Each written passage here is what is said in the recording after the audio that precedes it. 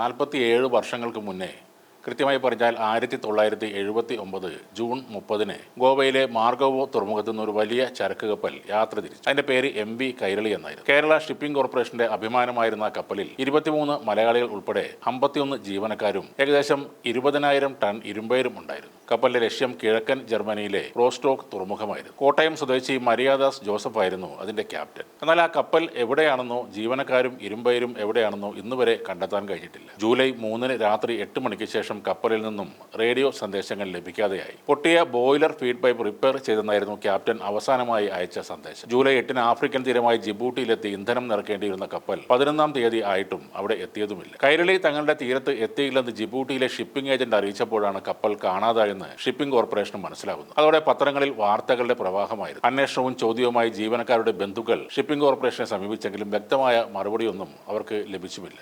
നോർവേയിൽ നിർമ്മിച്ച സാഗാസോട്ട് കപ്പലാണ് Kerala shipping corporation 1976 ഫെബ്രുവരി 14 5.81 കോടി രൂപക്ക് വാങ്ങിയത്. 3 വർഷം ലോകത്തിന്റെ വിവിധ ഭാഗങ്ങളിൽ ചരക്കുമായി MV കൈരളി യാത്ര ചെയ്തിട്ടുമുണ്ട്. ഈ കപ്പൽ കാണാതായതിനെ തുടർന്ന് KR ലക്ഷ്മണ അയ്യരും പ്രൊഫസർ ബാബു ജോസഫും അംഗങ്ങളായുള്ള അന്വേഷണ കമ്മീഷനെ നിയമിച്ചെങ്കിലും കൂറ്റൻ തിരമാലകളിൽപ്പെട്ട് ചരക്കുകൾ സ്ഥാനം തെറ്റി കപ്പൽ മുങ്ങിയതാകാമെന്നും അതല്ലെങ്കിൽ കടൽ കൊള്ളക്കാർ തട്ടിയെടുത്തതാകാം എന്നുമുള്ള നിഗമനത്തിൽ എത്തുകയായിരുന്നു അവർ. കപ്പലിൽ ഉണ്ടായിരുന്നവരുടെ ബന്ധുക്കൾ വർഷങ്ങളോളം തങ്ങളുടെ ഉറ്റവർ തിരിച്ചെത്തുമെന്ന പ്രതീക്ഷയോടെ കാത്തിരുന്നെങ്കിലും ഇന്നും MV കൈരളി ഒന്നും അവശേഷിപ്പിക്കാതെ 51 ജീവനക്കാരും 20,000 ടൺ ഇരുമ്പയിരുമായി കാണാമറയത്ത് തന്നെയാണ്. നിരവധി അന്വേഷണങ്ങൾ നടത്തിയിട്ടും എവിടെയെന്ന് ഉത്തരം നൽകാതെ അറബിക്കടലിന്റെ ആഴങ്ങളിൽ എവിടെയോ കൈരളി മറഞ്ഞിരിക്കുകയാണ്. നാവികസേനയും വിമാനങ്ങളും ചേർന്നൊക്കെ തിരച്ചിൽ നടത്തിയിരുന്നു. പക്ഷേ കടലിൽ നിന്നും കപ്പലിൻ്റേത് എന്ന് പറയാവുന്ന ഒരു മരക്കഷ്ണം പോലും കണ്ടെത്താൻ കഴിഞ്ഞില്ല. എണ്ണപ്പാടുകളുമില്ല, അവശിഷ്ടങ്ങളുമില്ല, ജീവനക്കാരുമില്ല. MV കൈരളി ഒന്നും പറയാതെ കടലിൽ ലയിച്ചു പോയതുപോലെയാണ് കാണാതായത്. പിന്നീട് കൈരളിയെക്കുറിച്ച് പല കഥകളും പ്രചരിച്ചു. കപ്പലിൽ അമിതഭാരം കയറ്റിയിരുന്നുവെന്നും ഇരുമ്പയിരിൽ വെള്ളം കയറിയപ്പോൾ അത് ദ്രവരൂപമായി കപ്പൽ മറിഞ്ഞുവെന്നും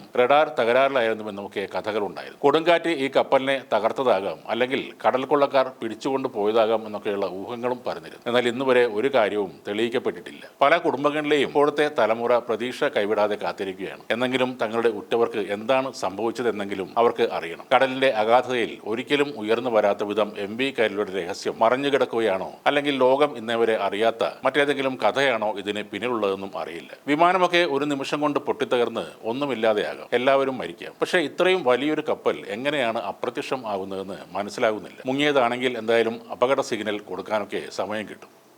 13 വർഷം മാത്രം പഴക്കമുള്ള ഒരു കപ്പൽ ഒരു വിധത്തിലുള്ള അടയാളവും ബാക്കി വെക്കാതെ അപ്രത്യക്ഷം ആവുക എന്നത് ഒരു കെട്ടുകഥ പോലെയാണ് ഇപ്പോഴും തോന്നുന്നത്.